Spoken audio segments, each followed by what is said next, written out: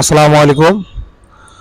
তো আসলে ভালোবাসার মানুষ যদি থাকে, আমার এক বন্ধু আমার জন্য কুমিল্লার থেকে কিছু পুষ্কিনির মাছ নিয়ে আসছে, তো আপনাদেরকে ইনশাল্লাহ সেগুলো দেখাবো।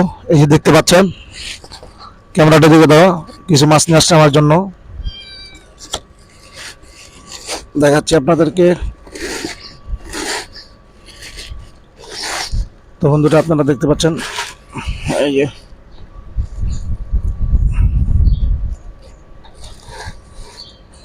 দেখবো আমরা কি কি মাছ আছে এখানে।